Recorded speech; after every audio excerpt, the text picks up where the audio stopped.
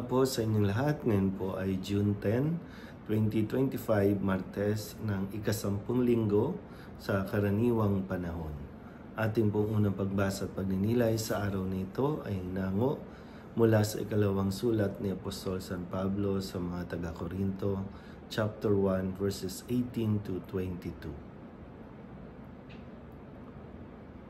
Mga kapatid, kung paanong ang Diyos ay tapat, gayon din ang salita ko sa inyo. Ang oo ngayon ay mananatiling oo.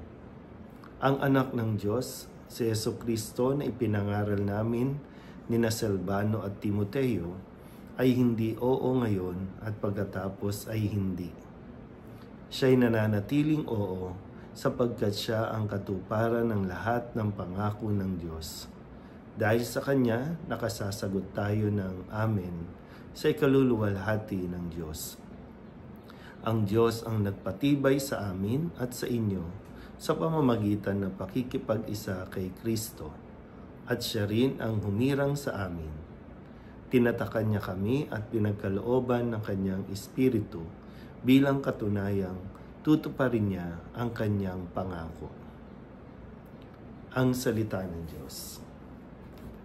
Muli po, isang mapagpalang araw sa inyo pong lahat at sa pagpapatuloy na po natin ng tinatawag nating mga karaniwang panahon. Kahapon, pinagdiwang natin ang paggunita sa mahal na Birhen, ina ng sambayanan.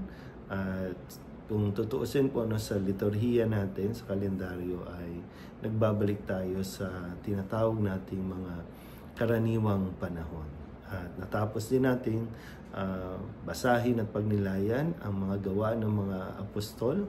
Ngayon naman ay atin pong narinig ang sulat ni San Pablo sa mga taga-Korinto, kung saan ay pinapaalala na ang kanilang oo ay mananatiling oo, kung paano ang Diyos ay nananatiling tapat sa kanyang mga sinasabi o mga ipinangako.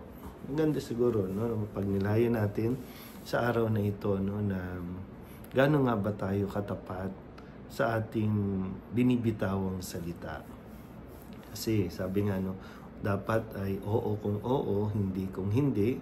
Kung higit pa rito, kasalanan na natin. Nagkakasala tayo sa pamamagitan ng hindi pagtupad dahil siyempre bahagi na yan ng pagsisinungaling, na nagsabi ka ng oo pero hindi mo naman gagawin.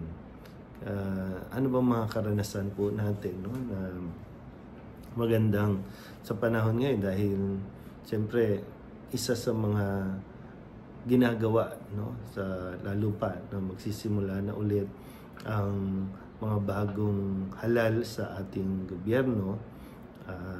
Sila po ay nagsipag kumbaga oath-taking na yung iba, para makapagsimula.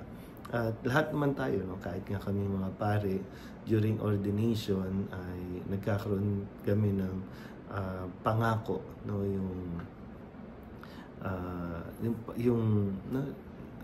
tinatanong kami kung nangangako ba kami na susunod sa obispo, nangangako ba kami na magiging tapat sa aming misyon, sa aming pagkapare.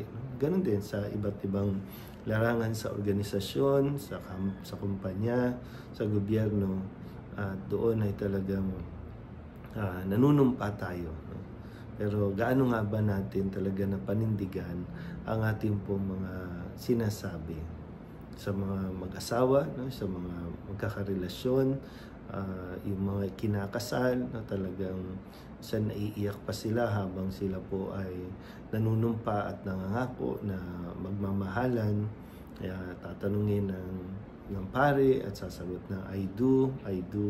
Pero pagkatapos niyan ay, at minsan may mga kwento at karanasan na isang linggo pa lang, isang buwan, isang taon ay binali na at hindi na tinupad ang kanilang mga binitawang pangako sa isa't isa.